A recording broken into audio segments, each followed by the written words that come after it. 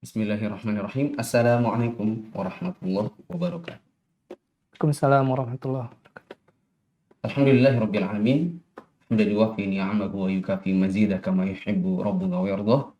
Wa asyhadu an la ilaha illallah wahdahu la syarikalah wa asyhadu anna Muhammadan abduhu wa rasuluhu la nabiyya ba'dah. Teman-teman yang dirahmati Allah, teman-teman yang menyaksikan kajian Ensiklopedia Salat pada malam hari ini, kita bersyukur kepada Allah pada hari ini bisa kembali bertemu di kajian ini secara online karena lonjakan pasien COVID masih ada dan kita terpaksa meniadakan kajian di masjid. Dan untuk memulai kajian pada hari ini, tidak lupa kita himbau untuk teman-teman senantiasa menjaga kesehatan dengan mengikuti arahan ahli kesehatan dan pemerintah terkait penggunaan masker, menjaga jarak di tempat-tempat kerumunan, terutama di tempat-tempat yang kita rata-rata tidak mengenal orang-orang yang ada di situ, seperti di pasar, di mal, atau yang lainnya. Begitu juga senantiasa waspada, tapi bukan berarti ketakutan, tapi senantiasa waspada dan hati-hati karena sakit ini bukan sakit yang enak untuk dirasakan ya. Antum sudah pernah rasanya? Udah. Dan memang nggak enak gitu ya. Menurut teman-teman yang sudah pernah merasakannya, ya memang menghalangi ibadah, menghalangi aktivitas, menghalangi kegiatan kita bersama keluarga, pekerjaan, dan lain-lain. Ya, dan kita doakan teman-teman semoga yang sehat agar senantiasa dijaga kesehatannya oleh Allah Ta'ala. Amin. Dan untuk yang sakit semoga Allah sembuhkan. Amin. Langsung saja, pada malam hari ini kita pembahasannya cukup panjang. Karena cukup panjang jadi tidak mungkin seperti minggu lalu di mana saya yang terjemah, saya yang baca Arabnya, saya juga yang terjemah. Jadi supaya cepat, saya bacakan Arab-Arabnya, lalu kemudian kita mendengarkan pembacaan langsung diterjemahnya. Sekarang adalah poin K. Di buku antum poin K. Di buku bahasa Arabnya poin ke-11. Teman-teman yang dirahmati Allah, saya beri tanbih dulu, ada reminder ya. Di awal bab ini, penulis mengatakan macam-macam najis. Maka dimasukkanlah najis 1, 2, 3, 4, 5, 6, sampai 10. Ya kan? Kecuali mani, yaitu pada poin 7. Kan? Qadarullah, tidak tahu kenapa, intinya penulis membuat suasananya jadi tercampur antara macam-macam najis dengan hal-hal yang bukan pembahasan masalah najis itu sendiri. Ya. Jika saya jadi penulisnya, maka saya akan bikin bab tiga subbab. Ya. Bab 1, terus A, macam-macam najis, 1, 2, 3, sampai 9. B, hal-hal yang diperselisihkan ulama apakah dia najis atau tidak. Masuk diantaranya adalah mani, khamar. Kemudian C, beberapa hukum fikih berkaitan dengan najis. Ya. Tapi kalau di buku ini bab 1 dari 1 sampai habis atau A sampai sekian itu pembahasannya tercampur-campur. Ya sudah, nggak apa-apa. Kita masuk di dalam poin K atau ke-11. Kata penulis al-hadi asyar. Benar ya? Nah, kita tulis dulu. Ini pertemuan 5 berarti ya? Nah, Ustaz. Pertemuan atau liko ke-5. Tanggal berapa ini? Tanggal 7 Juli. 7 Juni 2020. Juli, Ustaz. Oh, 7 Juli 2021. Qala al-muallif rahimahullahu ta'ala al-hadi asyar. Idza kana fi thawbi awil badani awil buq'ati najasatun wa dzakaraha al-musalli fi salati aw ba'da salati fa inna dzalika fihi tafsil. Berkata penulis rahimahullah, poin K. Jika di pakaian atau badan atau tempat sholat terdapat najis, Lalu orang yang mengerjakan sholat teringat hal itu ketika tengah atau setelah sholat. Mengenai hal ini terdapat beberapa perincian. Ya. Berkenaan dengan ada orang sholat, sambil sholat tiba-tiba teringat, entah di bajunya, entah di badannya, entah di tempatnya untuk sholat ada najis. Ada juga masalah sudah selesai sholat baru ingat, oh iya di baju atau di badan atau di tempat ini ada najis. Kata penulis ada perincian. Kalau di buku antum ada tulisannya beberapa penjelasan. Nah, ini sudah. Teman-teman yang menyimak di rumah, kata penjelasan dicoret diganti menjadi rincian. Ya, beda ya penjelasan sama rincian itu. Bagaimana merincinya? Ada 3 di sini. Kata penulis, awalan, idza dzakara dzalika wa huwa fi sholati azala an-najasata aw alqa ma 'alaihi najasatun bi syarti 'adami kashfi al-'aurati wastamarra fi salatihi wa salatuhu sahihatun. Thaniyan, idza lam yastati' izalataha athna' as-salati بحيث لو ألقم عليه النجاسة انكشفت عورته أو كانت النجاسة على بدنه فحينئذ ينصرف من صلاته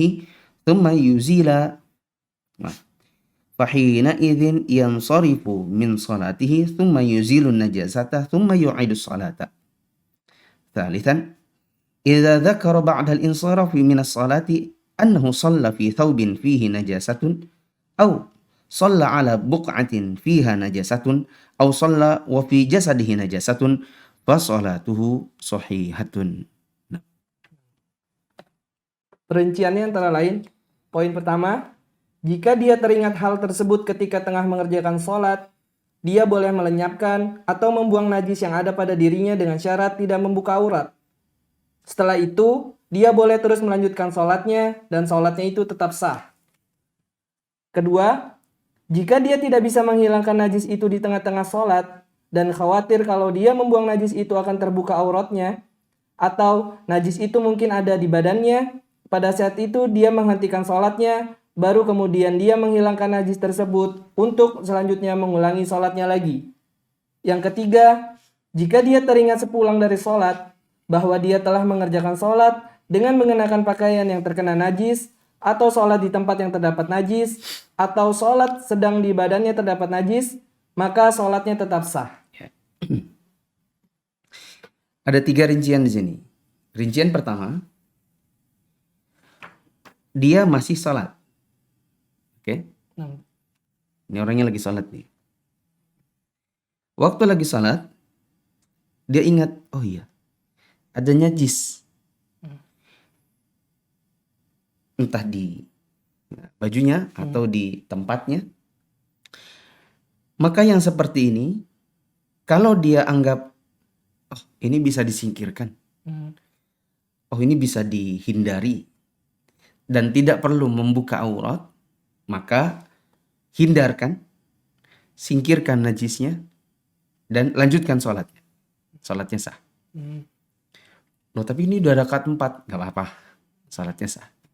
Contoh, yang bisa dengan mudah disingkirkan adalah yang ada najisnya itu sajadah.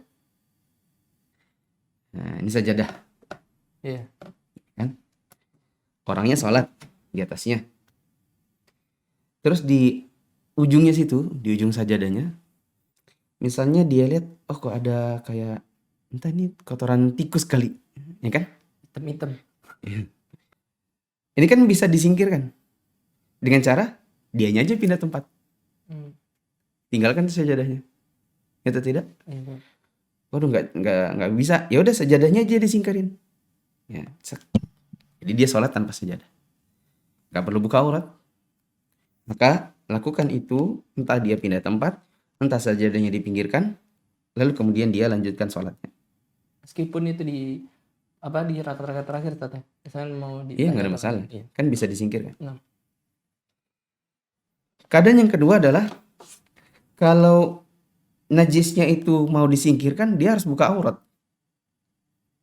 Contoh, eh, di celana dalam, Hmm. misalnya gini, dia eh, apa namanya, ketawa gitu, terus sakit perut, lalu terkeluar air seni, ya kan, ada orang ketawa Iya. terkikik-kekeh, akhirnya ya kata bahasa kita tetap kencing gitu kan. Hmm. Sebelum sholat nih harus dibersihin dulu gitu. Qadarullah misalnya makan bla bla bla, akhirnya hanya wudhu, ya kan, sholat. Pas lagi sholat teringat, oh iya, celana dalamku ini kan tadi ada najisnya, Hmm. ya kan? Iya. Bahkan di kemaluan pasti ada najisnya nih, Iya. kena. Karena tadi cuma wudhu. Nah, kalau mau disingkirkan sekarang, masa buka celana dalam? Hmm. Kalau buka celana dalam berarti Iya. Nah, terbuka auratnya. betul. Nah, otomatis yang seperti ini tidak bisa dilanjutkan, sholatnya harus dibatalkan. Seperti tadi dikatakan, fahina idin yang sorry min sholati. Dalam keadaan seperti itu, maka dia hentikan sholatnya. Yuzilun najasata, najisnya dihilangkan, dibersihkan, tsumma yu'idus sholat. Lalu dia ulangi sholat. Contoh yang lain, najis itu pada badan, Hmm. di badannya. Kalau tadi kan di bajunya, tapi bajunya kalau mau dibuka harus Iya, susah. buka aurat. Hmm. Ya. Yang model kedua adalah najis itu ada di badan, ya, bukan di baju. Kalau sudah di badan bagaimana caranya? Masa tangannya dicopot gitu? Ya, atau gimana sambil sholat bersihin dulu? Kan nggak bisa.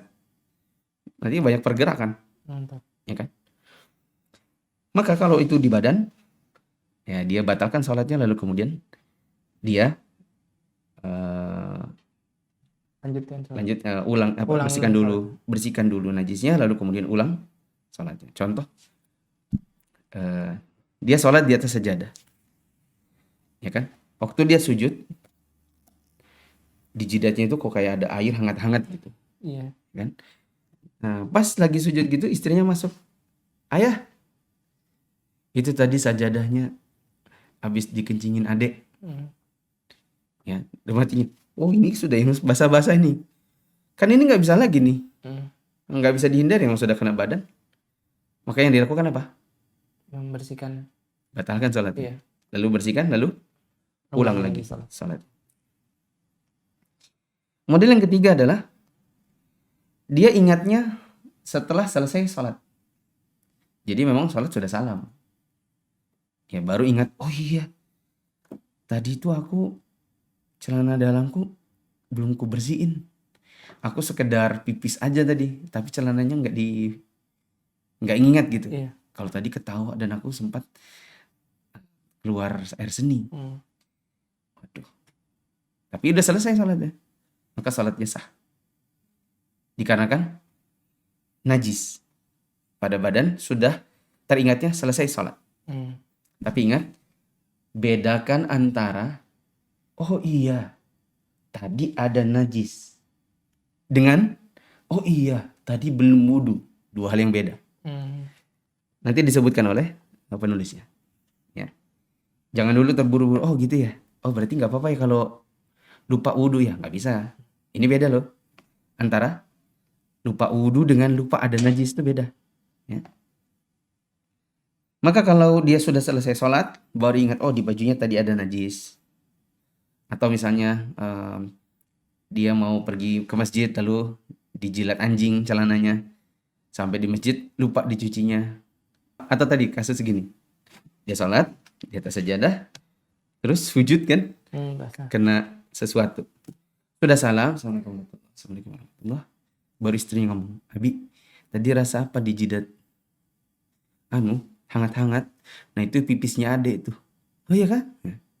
Gimana salatnya? Sah. Karena taunya setelah sholat. Terus kata penulis, wa yadullu ala dzalika kullihi haditsu Abi Sa'id Al-Khudri radhiyallahu anhu haitsu qala shalla bina Rasulullah sallallahu alaihi wasallam dzata yaumin falamma kana fi ba'di salatihi khala'ana alaihi fawada'ahuma an yasari Falamma ra'an nasu dzalika khala'u ni'alahum. Falamma qada salatahu sallallahu alaihi wasallam qala ma balukum alqaitum ni'alakum. Qalu ra'aynaka alqaitana 'alaik. Fa alqaina ni'alana. Faqala sallallahu alaihi wasallam inna Jibril atani fa akhbarani anna fihima qadharan aw qala adhan. Fa alqaituhuma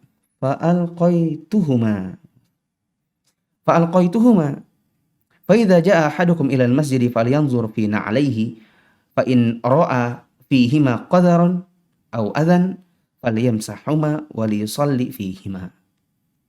Nah, Semuanya itu didasarkan pada hadis Abu Sa'id semua itu apa? tiga perincian tadi. Iya. Itu didasarkan pada hadis Abu Sa'id Al-Khudri radhiyallahu an.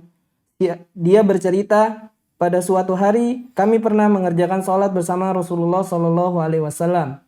Setelah mengerjakan beberapa bagian dari sholat, beliau melepaskan kedua terompahnya lalu meletakkannya di sebelah kirinya. Ketika orang-orang menyaksikan hal tersebut, mereka pun melepaskan terompah mereka. Setelah mengerjakan sholat, beliau bertanya, "Mengapa kalian melepaskan terompah kalian?" Mereka menjawab, "Kami melihatmu melepas terompahmu, sehingga kami pun melepaskan terompah kami." Maka beliau pun bersabda, yang artinya, "Sesungguhnya Jibril telah mendatangiku, seraya memberitahukan kepadaku bahwa pada kedua terompahku itu terdapat kotoran, sehingga aku pun melepaskan keduanya. Oleh karena itu, barang siapa di antara kalian mendatangi masjid, maka hendaklah dia melihat kedua terompahnya. Jika melihat kotoran, atau beliau bersabda najis pada keduanya, maka hendaklah menghilangkannya kemudian mengerjakan sholat dengan mengenakan keduanya." Nabi SAW sholat memimpin jamaah. Ya, maka beliau di depan dan jamaah di belakang. Saat sedang sholat, Jibril datang memberitahu bahwa di bawah sendalnya Nabi ada najis. Maka Nabi lepaskan sendalnya dan melanjutkan sholat. Ini menunjukkan bahwa kalau kita tahu atau teringat ada najis waktu sholat, maka kalau memang bisa dilepas, lepas saja. Contohnya tadi sajadah, ya, atau pindah tempat.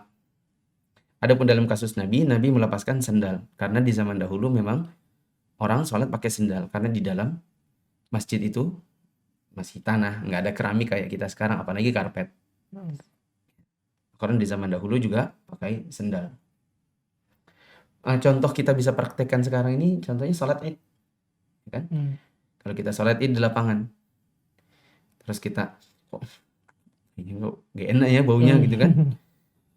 Maka, oh ini kayaknya ada yang banyak-banyak nih kan? Maka segera lepaskan, ya, lepaskan, dan kita sholat tanpa sendal tersebut. Cuman pasti agak susah juga ya. Apakah kita harus pindah tempat? Kalau kita pindah tempat sebagai imam sih bisa ya, mau kanan kiri depan belakang terserah. Tapi kalau sebagai makmum agak susah juga. Ya. Makanya Nabi SAW mengatakan kalau ada dari kalian yang mendatangi tempat salat, maka lihat-lihat sendalnya. Kalau ada najis, maka hendaknya digosok di tanah. Begitu. Ya, dalam kasus ini juga para sahabat melihat Nabi SAW lepas sendal, maka mereka juga ikut lepas sendal. Karena Nabi tanya, kenapa kalian lepas sendal? Mereka bilang, ya Anda lepas sendalnya, kami ikutin juga. Nabi bilang, tadi Jibril datang dan memberitahu bahwa di bawah sendalku ada. Nah, saya kira untuk 3 rincian tadi sudah jelas. Selanjutnya, ini yang penting. Wa hadza khasun bi izalatin najasati. Amma man shalla wa dzakara wa huwa fi salatihi aw ba'da al-insaraf minha annahu 'ala ghairi wudhu' aw dzakara anna 'alaihi janabatan fa inna salatahu batilatun min awwaliha. Sawa'an dzakara athna as-salati aw ba'da al-insaraf minha. Wa 'alaihi an yarfa'a al-hadatha thumma yu'ida as-salata liqaulihi sallallahu alaihi wasallam la tuqbalu salatun bi ghairi tuhur. Yang demikian itu yakni pada tiga perincian tersebut khusus berkenaan dengan penghilangan najis. Adapun bagi orang yang mengerjakan sholat lalu teringat pada saat atau setelah sholat bahwa dia mengerjakan sholat dengan tidak berwudu, atau dia teringat bahwa dia dalam keadaan junub, sholatnya tidak sah secara keseluruhan. Ketetapan tersebut berlaku sama, baik dia teringat pada saat sholat atau setelah sholat. Dan karenanya, dia harus menghilangkan hadas tersebut untuk kemudian mengulangi sholatnya lagi. Hal ini didasarkan pada sabda Nabi SAW yang artinya tidak diterima sholat tanpa bersuci. Ya. Tadi yang perincian, oh ada najis, lupa. Oh kalau dalam keadaan begini, kalau begitu gitu ya. Yang 3 tadi itu hanya berlaku untuk najis. Untuk perkara lupa bahwa dia belum berwudu atau belum mandi junub, atau dengan kata lain dia lupa mengangkat hadas, maka dia tidak bisa melanjutkan sholatnya. Sholatnya tidak sah, baik mengingatnya tengah-tengah ataupun mengingatnya setelah selesai. Berarti kalau ada orang begini, misalnya nih ya,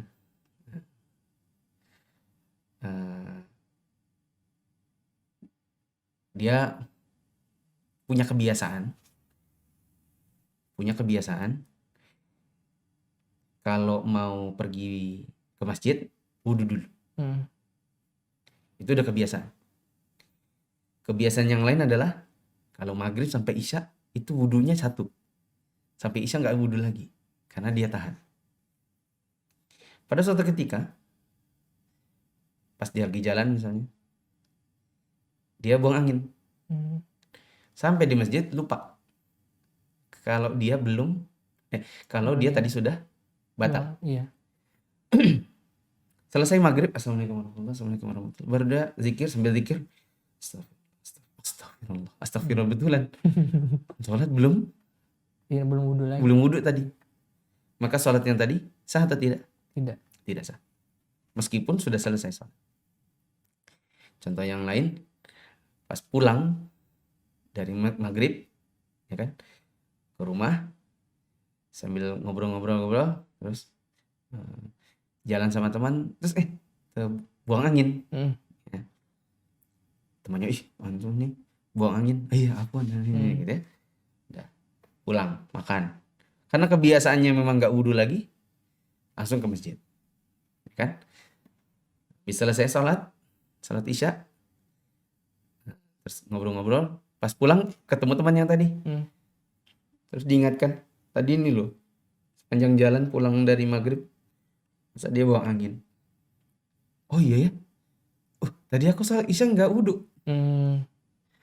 Jadi gimana? Jadi dia ulang lagi sholat. Sholat isya yang tadi batal. Iya. Dia harus wudu dulu, baru kemudian Sholat kembali. sholat. Nah. Contoh yang lain adalah karena terburu-buru mau pergi sholat subuh, dia nggak ingat kalau tadi malam dia junub. Entah dia mimpi basah, entah dia berhubungan dengan istrinya. Pas terbangun sudah iqomat, astagfirullah, langsung lari masuk kamar mandi, wudu, langsung pergi sholat. Pulang dari sholat baru tadi ingat, oh iya tadi malam junub. Iya. Dan tadi itu cuma wudu, belum mandi. Maka sholat subuhnya tadi batal. Dia harus mandi dulu, baru kemudian mengulang sholatnya.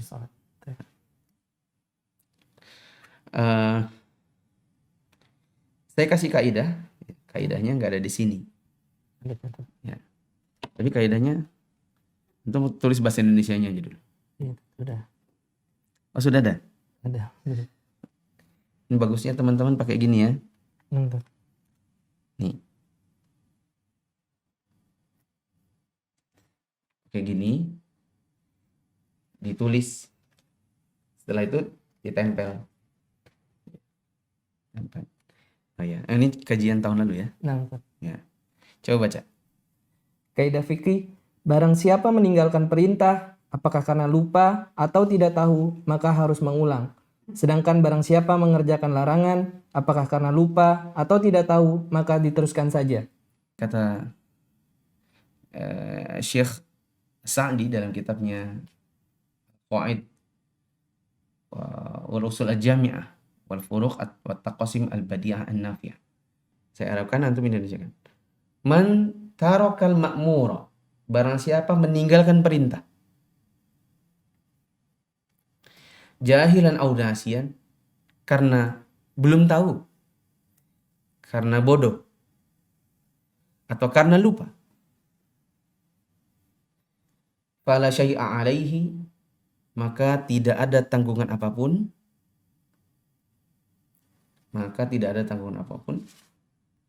Illa bi fi'lihi, kecuali dengan mengerjakan atau mengulang perintah tadi. Perintah yang ditinggalkan itu. Kaidah ini pernah diajarkan dulu tahun 2014. Dan belum pernah ngajarkan lagi kaidah ini sudah berapa 7 tahun ya. Jadi mungkin sudah kurang-kurang ingat. Jahilan nasiyan fala syai'a alaihi illa bi fi'lihi. Coba apa kata Syekh Sa'di?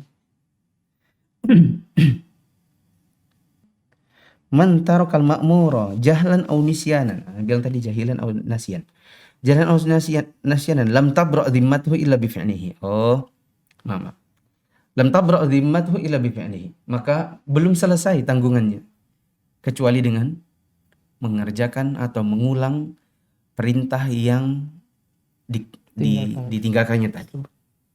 Wa man fa'ala al-mahdhura huwa ma'dzurun bi jahlin aw nisyanin, dan barang siapa yang mengerjakan larangan dan dia diberi uzur karena dia lupa atau dia tidak tahu, ya.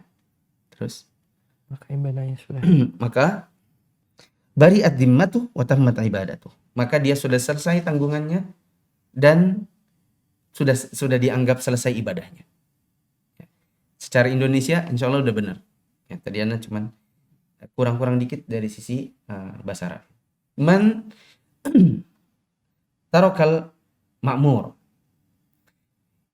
jahlan aw nisyanan fa lam tabra dhimmatuhu illa bi fi'lihi wa man fa'ala al-mahdhura wa huwa ma'dzurun bi jahlin aw nisyanin bari'at dhimmatuhu wa tammat ibadatuh. Gitu. Contoh, antum jawab dulu. Kameramen juga jawab. Kalau sholat dengan najis, itu masuk yang mana? Mengerjakan larangan atau meninggalkan perintah? Mengerjakan. Sholat dengan najis, sholat dengan baju najis, sholat dengan pakaian ada najisnya, sholat dengan tempat yang ada najisnya, dengan sajadah yang ada najisnya. Itu masuk di mana? Mengerjakan larangan atau meninggalkan perintah? Meninggalkan perintah. Mengerjakan larangan. Kan dilarang kita sholat pakai baju najis. Dilarang kita sholat di atas tempat najis. Sekarang, sholat belum wudu, itu meninggalkan perintah atau mengerjakan larangan? Meninggalkan perintah. Meninggalkan perintah. Nah, ikuti kaidah tadi. Siapa yang meninggalkan perintah, maka belum selesai. Masih ada tanggungan. Berarti kalau sholat tanpa wudu, masuk di apa tadi? Meninggalkan perintah. Berarti belum selesai. Masih ada tanggungannya. Kaidah yang keduanya adalah siapa yang mengerjakan larangan, lupa atau nggak tahu, maka sudah selesai. Dianggap sudah selesai ibadahnya karena sudah dianggap lepas tanggungannya. Berarti kalau sudah selesai sholat baru ingat ada najis, berarti ya sudah selesai ibadah. Gitu. Itu kaidahnya. Jadi pahami? Insyaallah. Nah, kita lihat ini sudah jam 7.24. Lanjutin khomer panjang ini ya. Tapi nggak apa-apa. Meskipun nanti panjang, kita coba sesingkat mungkin menyimpulkan. Kata penulis, Ats-tsani asyar al-khamru. Ini tadi Anda bilang, Seandainya Anda jadi penulis, ini tak masukin dalam subbab B, khomer. Ya, tadi kalau udah tentang masalah sholat, tiba-tiba terselip lagi dengan khomer. Harusnya kan yang sejenis itu dikumpulkan biar apa ya, terklasifikasi dengan benar gitu. Al-khamru. Jamaahirul ulama ala anna al-khamra najisatul ain. Anna al-khamra najisatul ain. Qala Syekhul Islam Ibnu Taimiyah rahimahullahu taala wal ma'i'atu al-musakkiratu. Di sini di buku ini kafnya pakai tasdid ya, dan itu tetap ada sisi benarnya, musakkirah. Bisa juga tasdidnya kita hilangkan jadinya muskirah. Wal ma'i'atu al-musakkirah atau muskirah kulluha najisatun. Lianna Allah Ta'ala sammaha rijsan. Wa rijsu wal qadhiru wan najisu alladhi yajibu ijtinabuhu. Wa amara bijtinabihi mutlaqan wa huwa ya'ammu syurba wal massa wa ghairu dhalik. Wa amara bi iraqatiha wa la'ana an-nabiy sallallahu alaihi wasallam 'ainaha. Wa qala Syanqiti rahimahullah wa jamaahirul ulama'i ala anna al-khamra najisatul ain lima dzakarna wa khalafa fi dhalika Rabi'atun wal Laits wal Muzani sahibu Syafi'i wa ba'd al-mutaakhirina min al-Baghdadiyyin wal Qurawiyyin kama naqala anhum al-Qurtubi fi tafsirih. Nah, itu dulu. Poin L, khomer. Jumhur ulama berpendapat bahwa khomer atau minuman keras itu adalah najis. Ya, bukan minuman keras ya. Khomer ya khomer. Berarti ini dicoret. Minuman keras itu cuma contoh khomer. Karena khomer ada juga yang gas, ada juga yang padat. Ya. Ada juga yang disuntik gitu. Mantap. Diganti menjadi khomer atau zat yang memabukkan. Ulang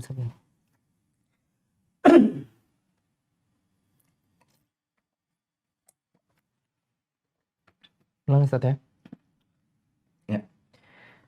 Jumhur ulama berpendapat bahwa khomer atau zat yang memabukkan itu adalah najis. Syekhul Islam Ibnu Taimiyah rahimahullahu ta'ala mengatakan seluruh minuman yang memabukkan adalah najis. Bukan minuman tapi cairan. Karena nggak mesti diminum ya.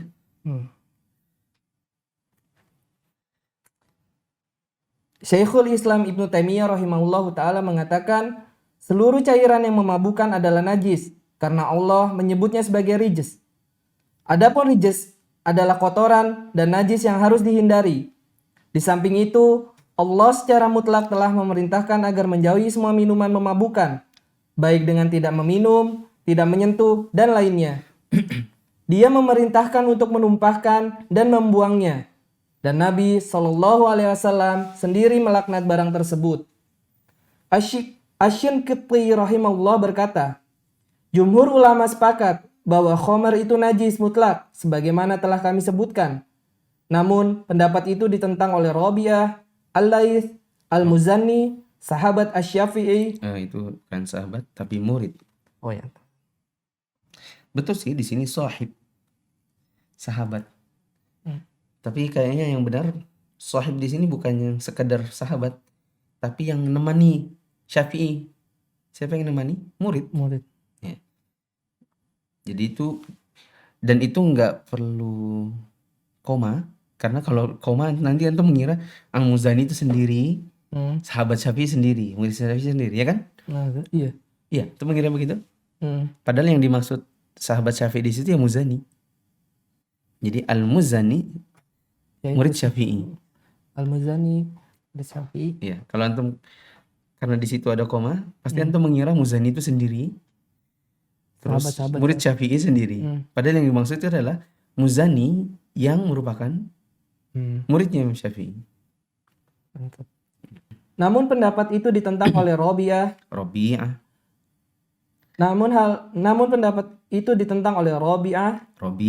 Rabi'ah, Al-Laits, Al-Muzanni, yakni murid Asy-Syafi'i, dan sebagian mutaakhirin dari ulama Baghdad dan ulama Qarawiyyin atau Maghrib.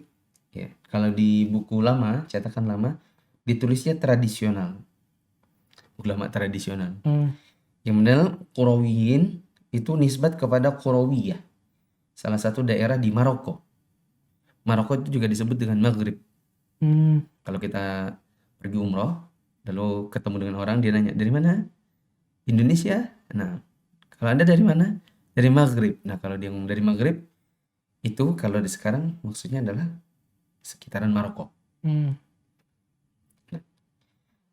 terus? Seperti yang dinukil oleh Al-Qurtubi dari mereka di dalam tafsirnya. Ya, sampai situ. Menurut jumhur ulama, khamr itu najis. Khamr itu apa? Kalau orang simpelnya bilang saja minuman keras gitu ya. Minuman memabukkan. Sebagian ulama ada yang mengatakan khamr itu tidak bisa dikatakan minuman memabukkan karena di zaman sekarang banyak juga khamr tapi bentuknya padat. Ya kan? Atau ada juga sebagian cairan dia bukan minuman tapi dia memabukkan. Jadi bolehlah itu dikatakan minuman, nggak apa-apa juga. Dan itu mungkin lebih mudah buat dipahami ya. Jumhur ulama berpendapat bahwa khamr atau zat-zat yang memabukkan itu merupakan najis. Kata Ibnu Taimiyah, cairan atau minuman memabukkan itu semuanya najis. Dikarenakan Allah mengatakan dia rijis. Dan najis atau rijis yang dimaksud itu adalah najis. Ya. Dan najis itu harus dijauhi. Ya. Harus dijauhi secara mutlak, tidak boleh diminum, tidak boleh disentuh. Bahkan kalau ada khamr itu zaman dulu disuruh oleh Nabi untuk menumpahkannya. Makanya ulama yang mengatakan khamr adalah najis, mereka melarang penggunaan parfum beralkohol. Karena alkohol dianggap najis.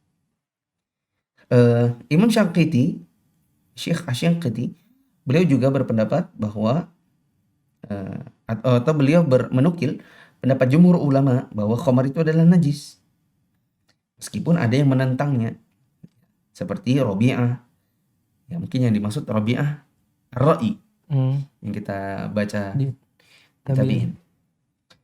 Wal Laits bin Sa'ad. Kemudian Al-Muzani, ini muridnya Imam Syafi'i. Sebagian ulama kontemporer yang ada di Baghdad, yang ada di Maroko, sebagaimana kata Al-Imam Al-Qurtubi dalam tafsirnya. Apa dalilnya bahwa khamr itu najis? Ada di catatan kaki. Antum catatan kaki berapa itu? 31. 31. Firman Allah Ta'ala, ya ayyuhalladzina amanu innamal khamru wal maisiru wal ansabu wal azlamu rijsum min amali syaitan fajtanibuhu la'allakum tuflihun. Al-Maidah ayat 90. Artinya, hai orang-orang yang beriman, sesungguhnya meminum khamar, berjudi, berkorban untuk berhala, mengundi nasib dengan panah adalah perbuatan keji, termasuk perbuatan syaitan.